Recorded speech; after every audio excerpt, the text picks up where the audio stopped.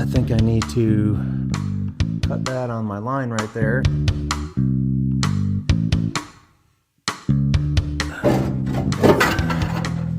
Voila! Oh boy. All right, here is our C-notch.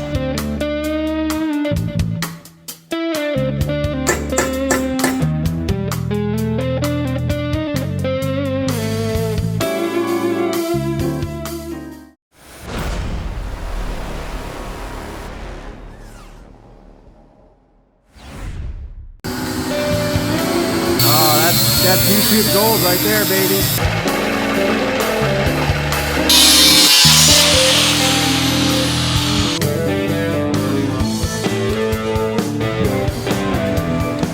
Alright guys, Professor James here.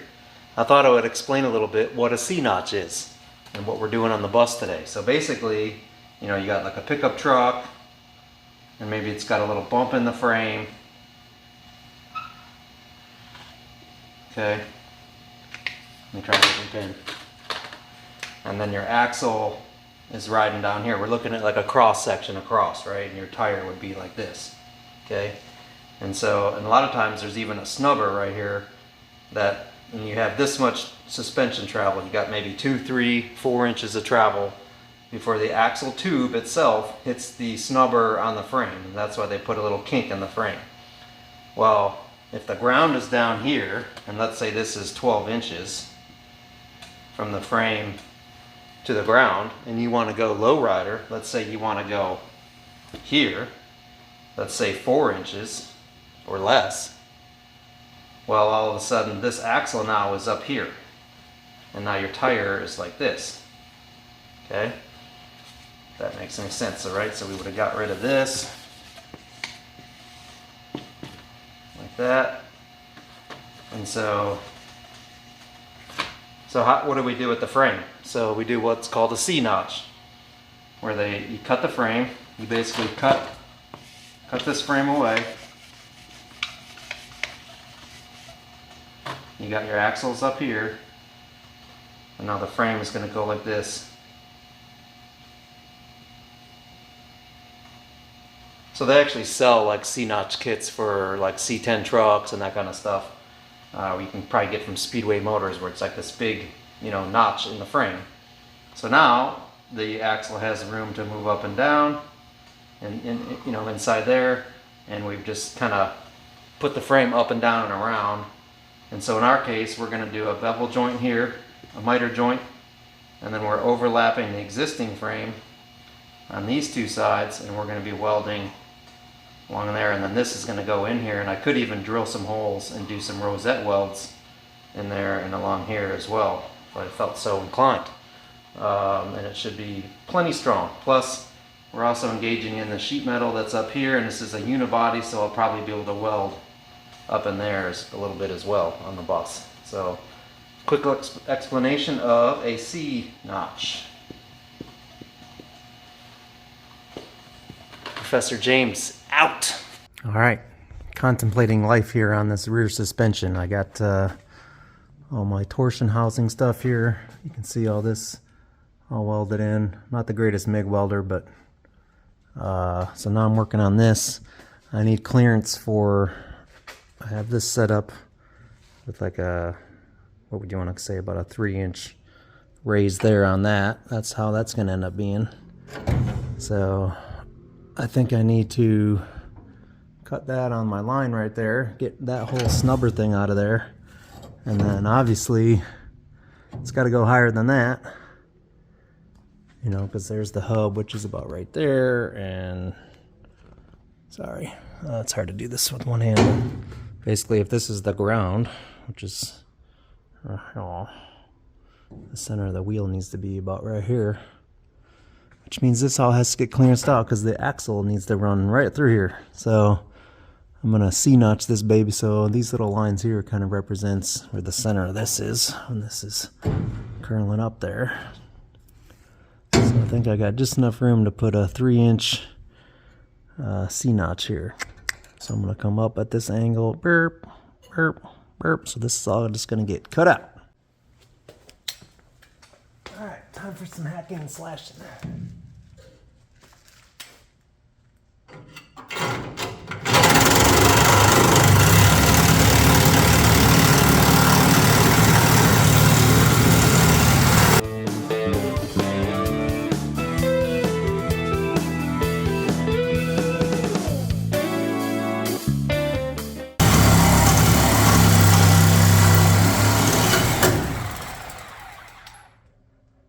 Thick. I just got the shit out of my blade.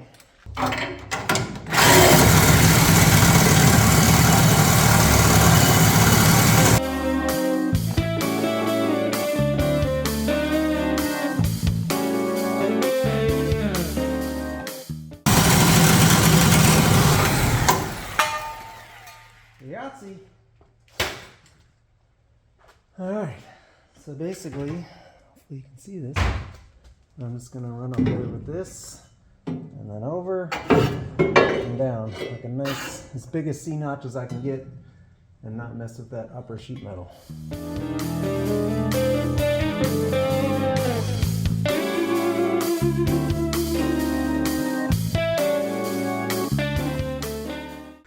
Alright, so I made a cut right behind this bracket. I cut through here. I cut through here right before this starts to curve.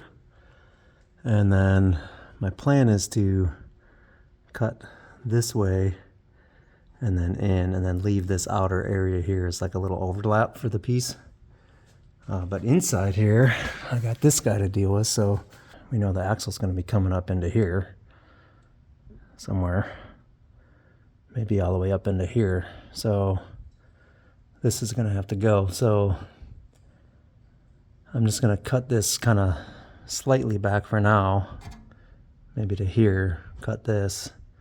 I can add a new brace, and then I can see here we got this where it dropped.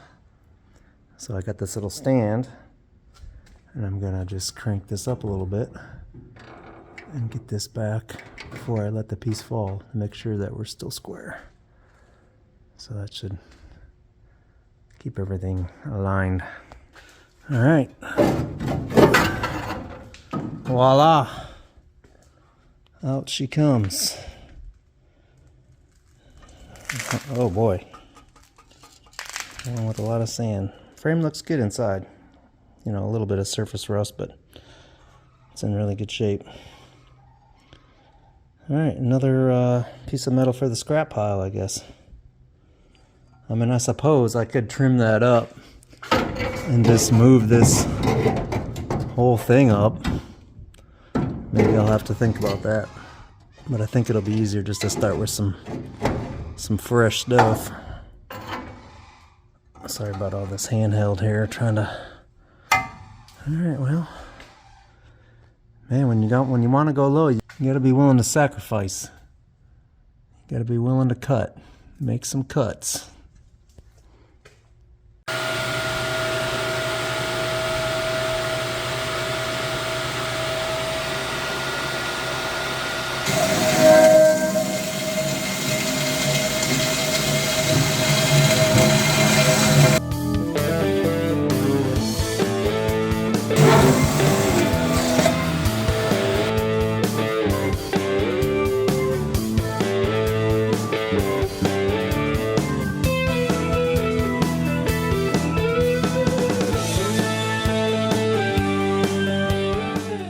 Alright, here is our C-notch, and I'm pretty wide in here, but I just wanted to keep it snug up in the sheet metal, so that way I've got plenty of room to play with where the axle ends up falling. So pieces I got cheap from my scrap supplier, and so I'm gonna have to cut some pieces to weld back in those spots.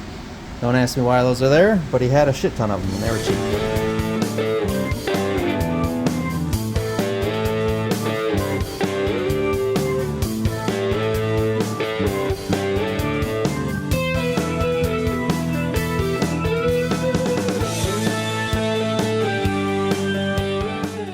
Alright, so got these all cleaned up. I got them beveled.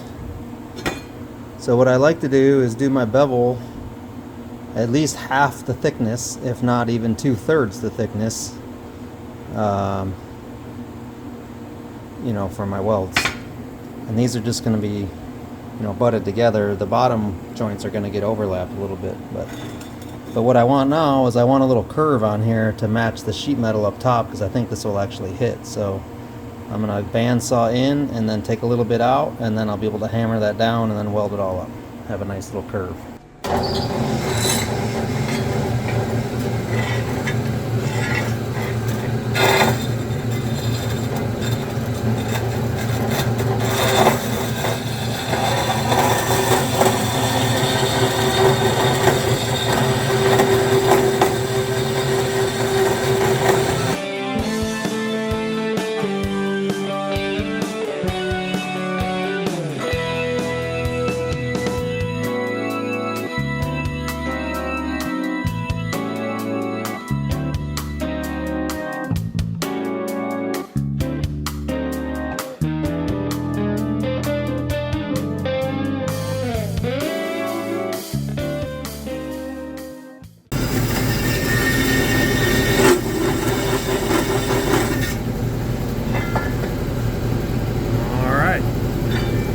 Bam!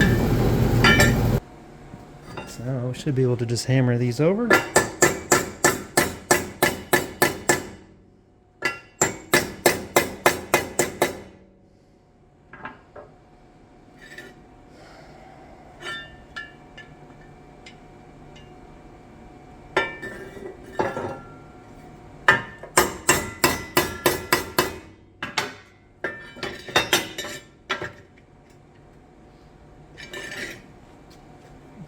Take a little bit off of it.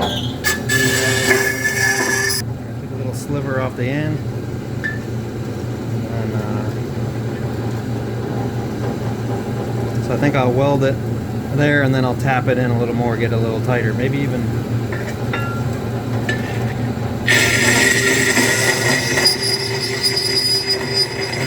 Alright, I'm going to go ahead and tack up in the root.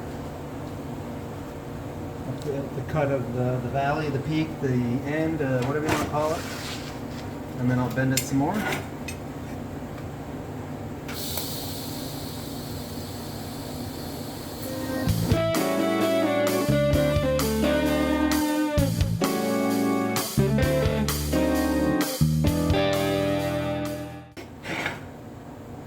I'll weld it up.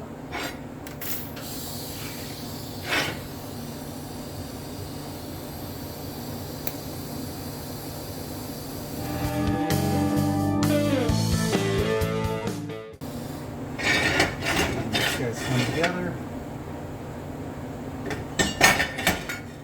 That one. So I think what I'll do is I'll get them all. I'll get this all tacked, and then I'll weld them all up all at the same time. But that'll look pretty good. Nice little roundy action.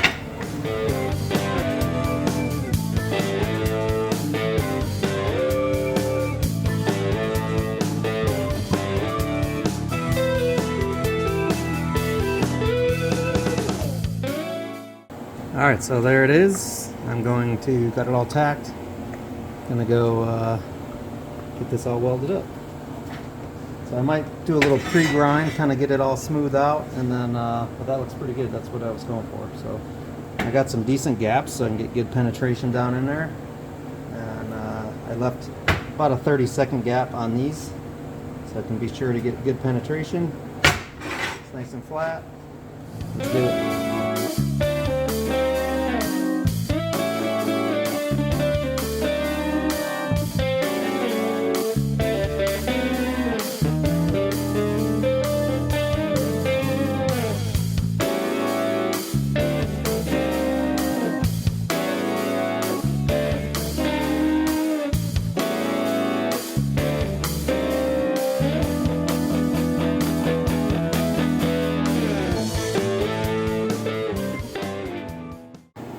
Alright, there it is. So I'm not going to be grinding these welds. I'll just leave those. And I don't think they're going anywhere. And I just ground the tops just because I wanted it to look like a nice bent kind of factory piece. But I think that'll do it.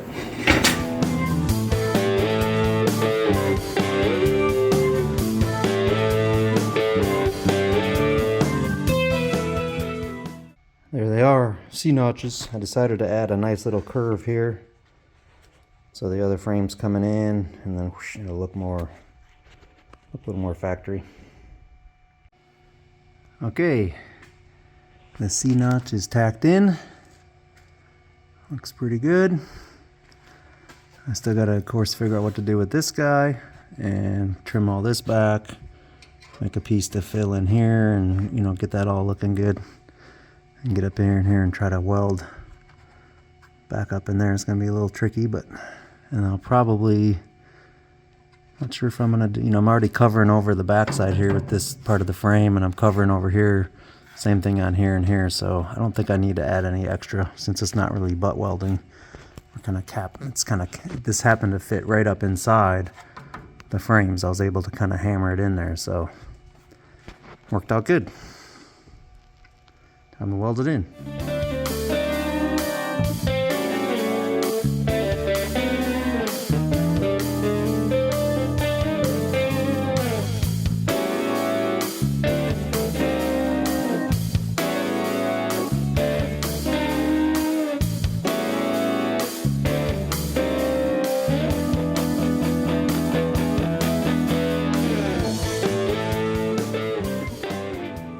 I should have maybe filmed me making this, but this is one of the things about fabrication that just takes a lot of time, is all the little pieces. So even if you bought like patch panels or whatever, like these inner rockers and stuff, you still got to make all these little pieces that don't come, that you still need to make. So I got that bent. I'm going to hammer it once I get it tacked in up here. Focus. There we go. So that curve looks pretty good, and then I'll tack it and then weld it in the rest of the way. So, but that was 10 minutes of making this little piece and getting it going. So time consuming. All right, all tacked in. Now I'll weld it up. Starting off the new year with clean cars, so we got spa day going here. We got everybody's washing and waxing, cleaning them up for the new year.